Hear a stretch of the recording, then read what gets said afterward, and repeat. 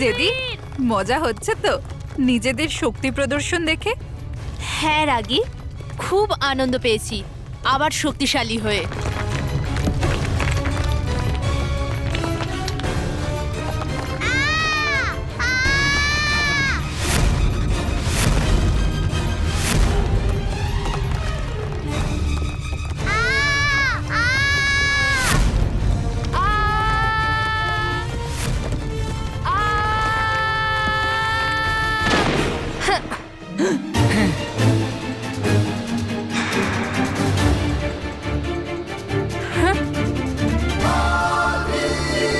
এ কি, খেলার মাঠ তো পুরো মাটির নিচে চলে যাচ্ছে। জেদি পড়ি, বালবীর এসে গেছে। এখন আমাদের তাড়াতাড়ি এখান থেকে বেরোতে হবে। হ্যাঁ রাগী পড়ি, কিন্তু ও যদি আমাদের দেখে নেয় তো ওর সন্দেহ হতে পারে। চলো।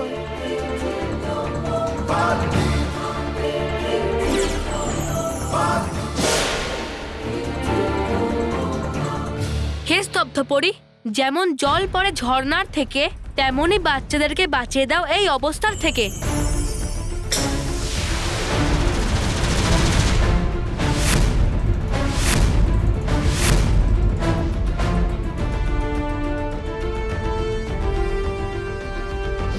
বাঁচাও বালবীর।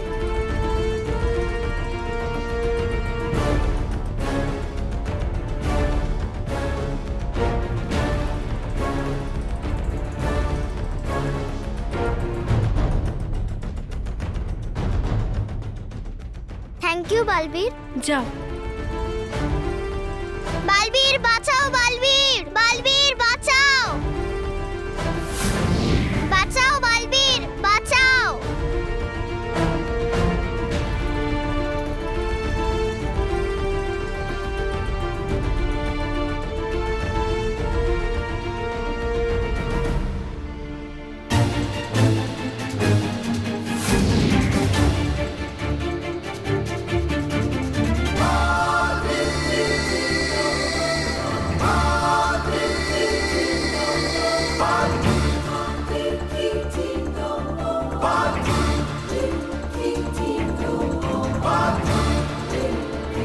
দেখলি Natasha?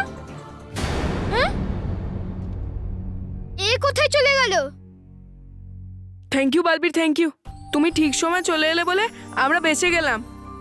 Thank you Balbir, thank you. Balbir, thank you.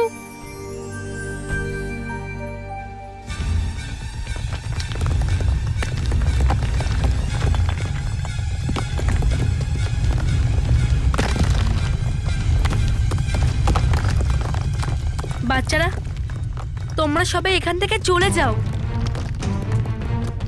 তোমাদের এখানে থাকা সুরক্ষিত নয়। হ্যাঁ, পালাও পালাও। পালাও।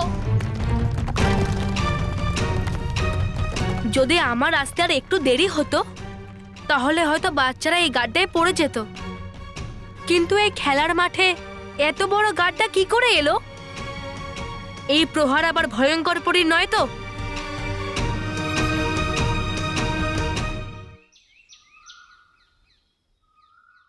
ওহো, কবে থেকে এই আলমারির দরজাটা ভেঙে গেছে।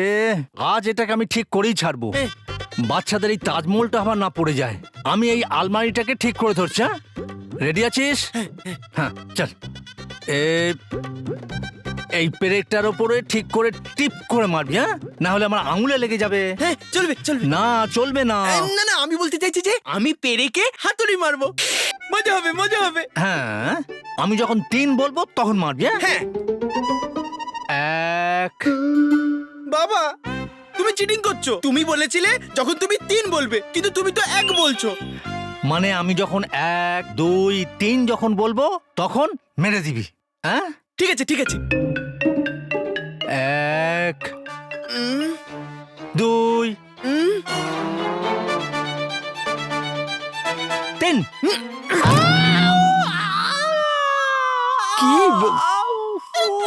কি হলো বাবা, কি জন্য চেঁচাচ্ছ? দাদা দাদা, কারণ বাবা পেরেকের থেকেও কমজোর। মানে দাদা, যে যখন আমি এই হাতুড়ি পেরেকের উপর মারবো তখন পেরেক কি চেঁচাবে? না। কিন্তু যখন এই হাতুড়ি বাবার হাতের উপর মারলাম তখন বাবা তো চেঁচালো। হ্যাঁ বাবা, এইটুকু পেরেক থেকে শেখো কি করে ব্যথা সহ্য করতে হয়। মহেশ, বাবা, আরে কিন্তু বাবা তোমার হাতে হাতুড়ি লাগলো কি করে? আমি বলছি দাদা।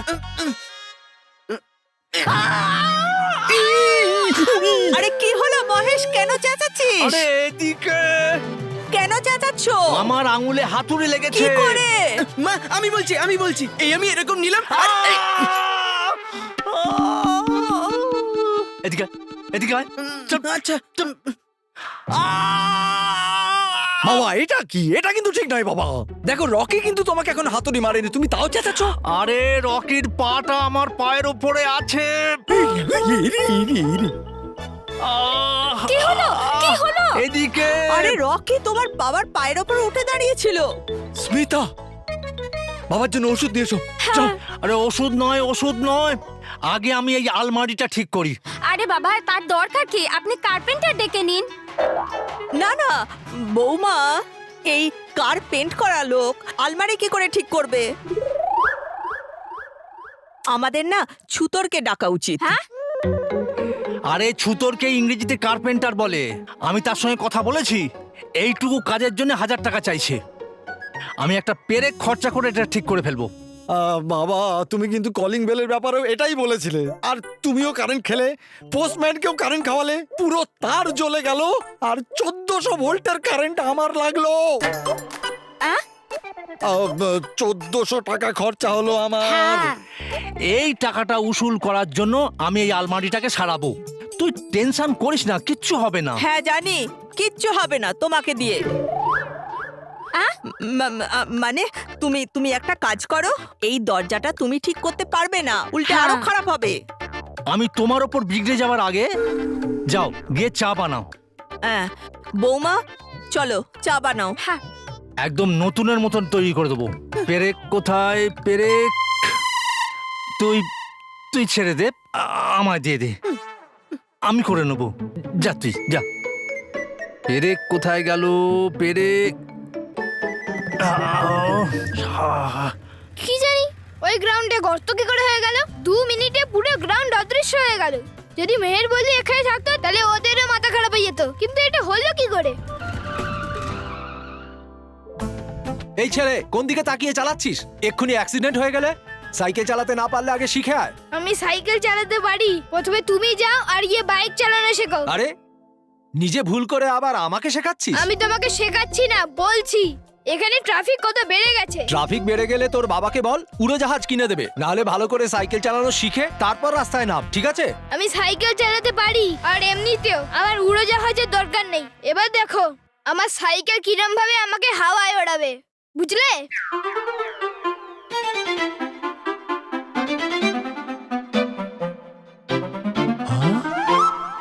আরে এ তো সত্যি সত্যি উড়ছে। হ্যাঁ? এটা আমি আকাশে কি করে উড়ছি? এটা কি করে হচ্ছে?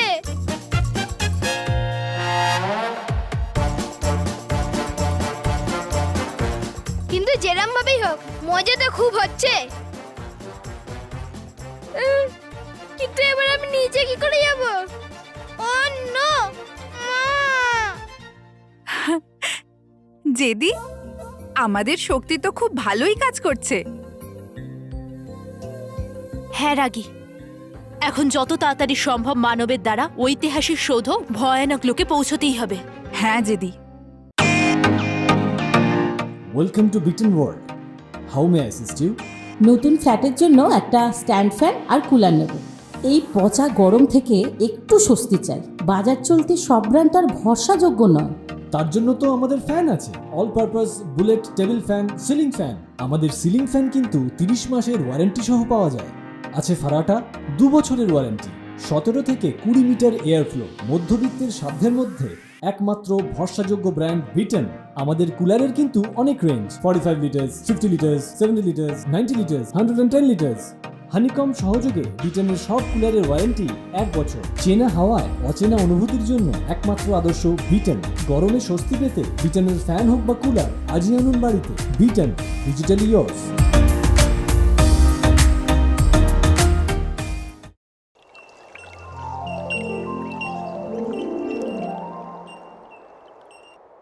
এটা কিভাবে হতে পারে বালবীর? কিছু সময়ের মধ্যে পুরো মাঠটা কিভাবে উধাও হতে পারে? আমি সেটাই বলছি যেটা সত্য। নিশ্চয় এই কাজটা কোনো অসৎ শক্তিই করেছে। হ্যাঁ, নইলে ওই শক্তি বাচ্চাদের খেলার মাঠ কেন অদৃশ্য করে দেবে? এই কাজ নিশ্চয়ই ওই দুষ্টু ভয়ঙ্কর পরেই হতে পারে রানীপরি। ঠিক বলেছ রাগীপরি, ওই একমাত্র শিশুদের শত্রু। শিশুরা একটু আনন্দে বাঁচবে এটাও সহ্যই করতে পারে না। এই জন্যই ও সারাক্ষণ বাচ্চাদের খুশি ছিনিয়ে নেওয়ার চেষ্টা করে। এসব তো আমরা জানি ধন্ধপরি, আমাদের ভাবতে হবে সেই পরিকল্পনাটার ব্যাপারে যেটা এই আঘাতের পিছনে লুকিয়ে আছে। হ্যাঁ, এখন এটা জানা সব থেকে বেশি জরুরি যে ভয়ঙ্কর পরি এবার কোন খেলা খেলতে চলেছে, কেন ও আবারও সততার বিরোধিতা করার সাহস দেখাচ্ছে। হ্যাঁ, জানি না এবারও কি চাইছে। ঐতিহাসিক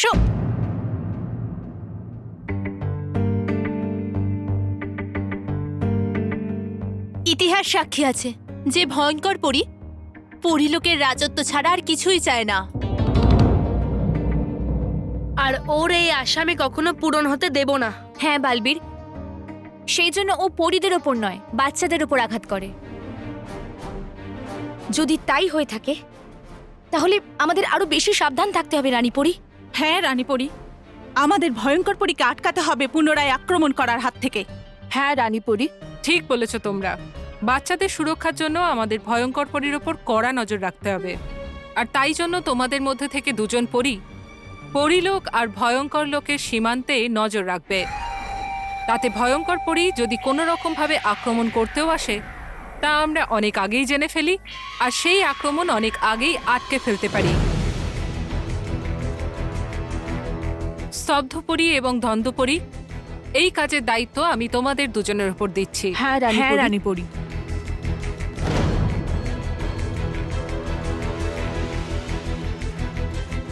আপনি যতই চেষ্টা করুন রানীপরি, কিন্তু এইবারে আপনি ভয়ঙ্কর পরীর খেলাটা ধরতে পারবেন না। কারণ এইবার ভয়ঙ্কর পরী নিজের খেলাটা নিজে খেলছেই না, বরং আমাদের দ্বারা খেলছে।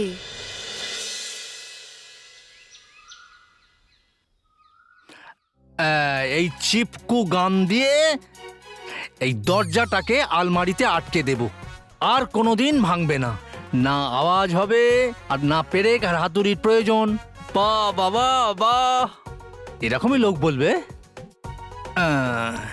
আমার জন্য বাবা আঘাত পেয়েছে, তাই জন্য আমাকেও বাবার সাহায্য করা উচিত। ঠিক আছে, বাবা যতক্ষণ এই দরজাটাতে মহাচিপকু গাম লাগাচ্ছে ততক্ষণ আমি অন্য দরজাটাতে মহাচিপকু গাম লাগিয়ে দিই।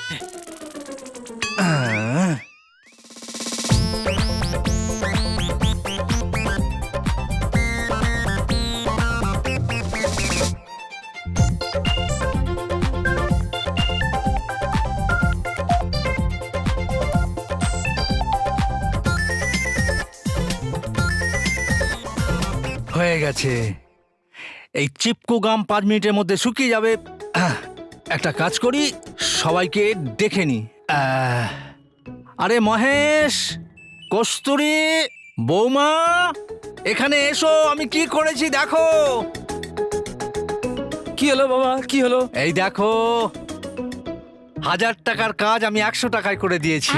100 টাকাতে কি করেছো বাবা? ওয়াও দাদু, কিন্তু দাদু আমরা যে আমাদের হিস্ট্রি প্রজেক্টের জন্য বানানো তাজমহলটা, ওটা আমরা ভেতরেই রেখেছি। ওটা আমাদের শেষ করতে হবে, ওটা আমরা বের করে নিই। আরে হ্যাঁ হ্যাঁ, আমার কমিকটাও আছে না, ওটাও বার করে নি। এক কাজ কর, আমি বার করে দিচ্ছি। হ্যাঁ,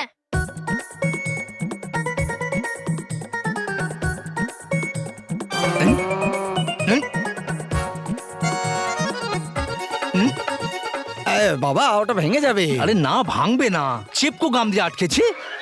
আর এখন তো খুলবেও না। মনে হচ্ছে আটকে গেছে হয়তো। কে বাবা? এই বাবা তুমি আটকে গেছো? আরে আমি আটকে যাইনি, দরজাটা আটকে গেছে। খুলে যাবে, এক্ষুনি খুলে যাবে। চিপকু গামটা একটু বেশি লাগিয়ে ফেলেছি। এ তো বড় গামের কথা, মানে বড় দুঃখের কথা। হ্যাঁ, আরে এটা হলো কি করে? আমি তো একটুখানি গাম লাগিয়েছিলাম। বাবা, আমি ভাবলাম আমি তোমার একটু সাহায্য করে দিই, তার জন্য মহাচিপকু গাম আমি অন্য দরজার ভিতরেও লাগিয়ে দিয়েছি। রকি, তুই এটা কেন করলি? দাদা, আমি ভাবলাম যে বাবার আমি একটু সাহায্য করে দেবো তাই। এখন আমাদের হিস্ট্রি প্রজেক্ট কি করে শেষ হবে? রকি কাকু, তুমি এরকম কেন করলে? তুমি তো জানো যে আমাদের হিস্ট্রি প্রজেক্টও ভেতরে আছে। এই মানব বাবা, তুমি এত রেগে যাচ্ছ কেন? রকি কাকার সাথে এইভাবে কথা বলতে হয় বুঝি? আমরা সবাই মিলে খুলে নেব। হ্যাঁ বাবা, খুলে নেবো। হ্যাঁ হ্যাঁ, আমি খুলছি। হ্যাঁ হ্যাঁ হ্যাঁ বাবা, দাও, আমি চেষ্টা করি। না না, তুই ছেড়ে দে বাবা, তুই ছেড়ে দে। হ্যাঁ হ্যাঁ বাবা, খোল।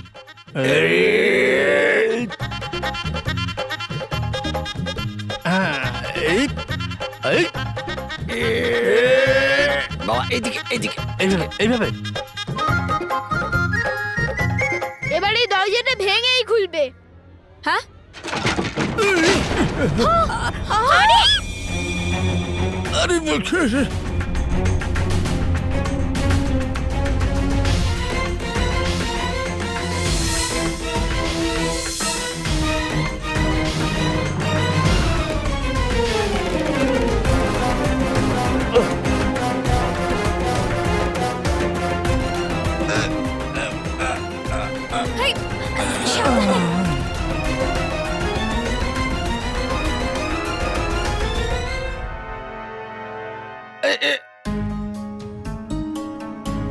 আমাদের হিস্ট্রি প্রজেক্ট তো ভেঙে গেল।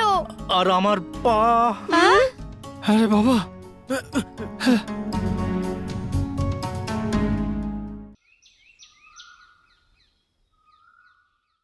মেহের, মেহের, আমি যদি তোকে বলি যে আমি সাইকেলের সঙ্গে সঙ্গে হাওয়ায় উড়ে গেছিলাম, তাহলে তুই মানবি? মানব, যদি আমি তোকে বলি যে এখন এই তাজমহলটা জাদু করে ঝুলে যাবে, তুই বিশ্বাস করবি? না। তাহলে আমি কি করে বিশ্বাস করি? কিন্তু মেহের, আমি যেটা বলছি ওটা সত্যি। প্রথমে মাঠ উধাও হয়ে গেল, তারপরে ওকে গর্ত হয়ে গেল, আর তারপরে আমি আকাশে উড়তে শুরু করে আর দিলাম। আমাদের 4 দিনের কষ্ট একদিনে নষ্ট হয়ে গেল। মেহের, তুই 2 মিনিট তো তাজমহলকে ভুলে আমার কথা শুনতে পাচ্ছিস না? মানব, তুই 2 মিনিট নিজের কথা ভুলে এই তাজমহলের ব্যাপারে ভাবতে পারিস না? না। তাহলে আমি কেন শুনবো? কি জানি এই বল্লুটাও কোথায় চলে গেল? যদি ও থাকতো, অ্যাটলিস্ট তাজমহলটা জোড়ার চেষ্টা তো করতে পারতাম, তাই না? বল্লু থাকলে এটা ঠিক যে তাজমহল কালকে পর্যন্ত তৈরি হতো না। কিন্তু কালকে আমরা পানিশমেন্ট পাবো, এটা তো পাক্কা। তাও আবার এই তাজমহলটার জন্য, কারণ তুই তো কিছু করবি না। কিন্তু আমাকে তো কিছু ভাবতে হবে না এই তাজমহলটার ব্যাপারে। সর! তাজমহল, তাজমহল, তাজমহল, আমি কত জরুরি কথা বলছি, কিন্তু ওই থার্মোকলের তাজমহল নিয়ে ভেবে যাচ্ছে। তারপর কালকে স্কুলে পানিশমেন্ট পাবো, তাও এই তাজমহলের জন্য। এর থেকে ভালো হতো যদি এই তাজমহলটাই উধাও হয়ে যেত, না থাকতো বাঁশ, না বাজতো বাঁশি।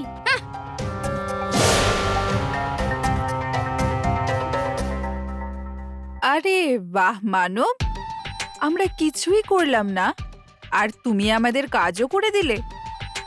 সাবাস মানব, ব্যাস এইভাবে তুমি আমাদের জন্য ঐতিহাসিক সৌধ উধাও করতেই থাকো, আমাদের কাজও হয়ে যাবে আর কেউ আমাদের উপর সন্দেহও করবে না।